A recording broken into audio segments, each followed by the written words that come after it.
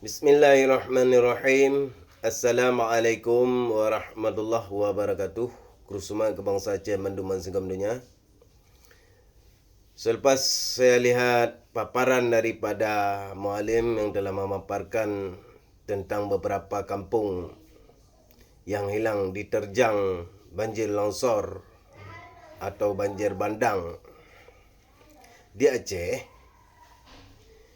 semoga Allah Subhanahu wa taala memberi kesedaran kepada sosok mualim tentang landasan perjuangan indatu bangsa Aceh untuk kedaulatan negara Aceh Darussalam. Ini diakibatkan kemungkinan yang pertama, Allah murka kepada manusia-manusia tamak haloba di Aceh yang dipelopori oleh pemerintah Republik Indonesia Jawa, yang dilindungi oleh Undang-Undang Republik Indonesia Jawa. Manusia-manusia tamak yang merusak alam, yang merusak hutan Aceh selama ini, yang dilakukan oleh oligarki-oligarki yang memonopoli kekayaan hasil bumi Aceh. Allah mungkin tidak rela dengan apa yang telah berlaku di bumi Aceh mulai dari tahun 1945 sampai ke hari ini.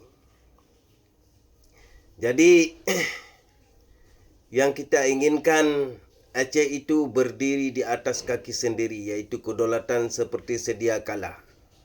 Yang diinginkan oleh Indatu dan para syuhada-syuhada menginginkan Aceh ini kembali berdaulat seperti sedia kala. Bukan menjadi dalam wilayah Republik Indonesia Jawa penjajah. Jadi kita harapkan, kita mohon kepada Allah Subhanahu wa taala, semoga Allah membuka hati dan fikiran pemimpin-pemimpin Aceh, terutama mualim, mantan Panglima Gerakan Aceh Merdeka, untuk kembali kepada landasan perjuangan. Dan hari ini kita lihat dalam berbagai media begitu banyak hinaan, cacian dan olok-olok daripada orang-orang di luar Pulau Sumatera tentang bencana banjir bandang yang melanda Pulau Sumatera, yaitu di 3 wilayah, Sumatera Barat, Sumatera Utara, dan Aceh hari ini. Dan begitu banyak korban jiwa. Semalam sudah kita lihat sudah 303 orang yang meninggal. Itu belum lagi yang masih lagi dalam pencarian. Jadi kita lihat begitu dahsyatnya banjir bandang yang melanda Pulau Sumatera, tetapi ketidakpastian yang diberikan oleh pemerintah Republik Indonesia Jawa tentang status ke tahap banjir bencana nasional. Hari ini pemerintah tidak mau memberikan status tahap bencana nasional dikarenakan ketakutan dan kerisauan daripada pemerintah Republik Indonesia kebobrokan, kerusakan yang dilakukan di Pulau Sumatera oleh oligarki-oligarki, yaitu para penjajah-penjajah yang bernaung di bawah Undang-Undang 1945. Jadi, saudara-saudaraku di seluruh Sumatera, hari ini dengan bencana tsunami yang menimpa di daerah kita, memberi petunjuk dan ilham kenapa bangsa Aceh dan rakyat Aceh ingin pisah dari NKRI, Republik Kapitalis, Rasis, Negara Korupsi. Inilah salah satu contohnya hari ini yang kalian lihat, nampak di depan mata kalian. Jadi saudara-saudaraku di Sumatera, sebenarnya tempat kita, daerah kita, tempat tinggal kita hanya dijadikan untuk penghasilan.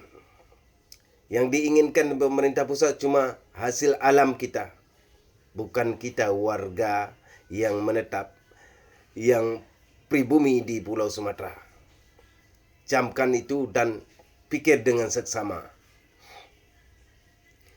Kalian lihat hari ini, banjir yang begitu dahsyat di Sumatera. Tidak dinaik tahap ke status bencana nasional dikarenakan ketakutan pemerintah Republik Indonesia Jawa. Bila dinaikkan status ke tahap bencana nasional, pasti dan mesti pihak internasional akan menyalurkan bantuan dan sebagainya seperti bencana tsunami yang pernah melanda Aceh dulu. Jadi di situ akan terbangkitkan isu-isu kerusakan alam, kerusakan hutan yang dilakukan oleh oligarki-oligarki yang menguasai pemerintah Republik Indonesia Jawa hari ini. Jadi saya kembali kepada Aceh.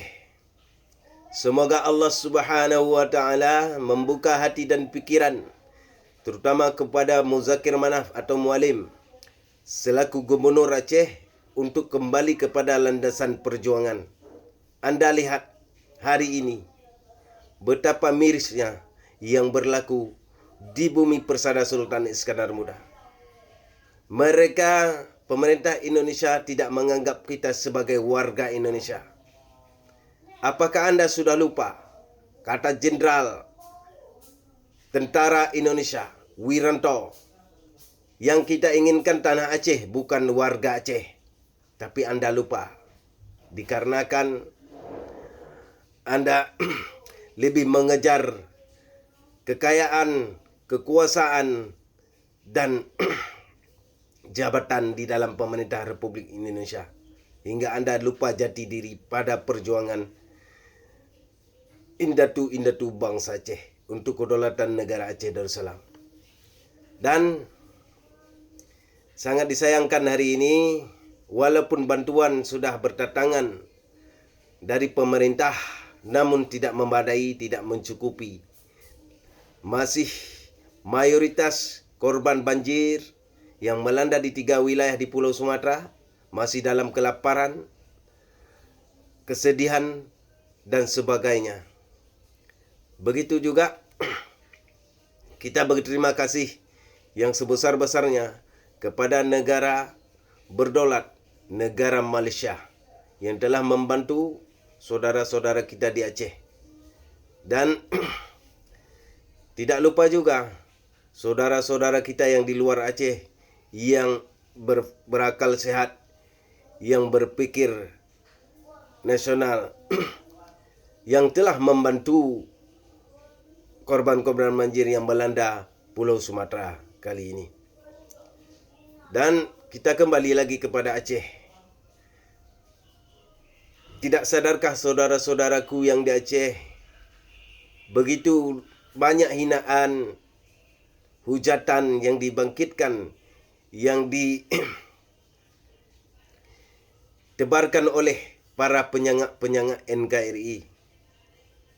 Walaupun kita tengah dilanda musibah banjir, sadarkah kalian siapa mereka itu?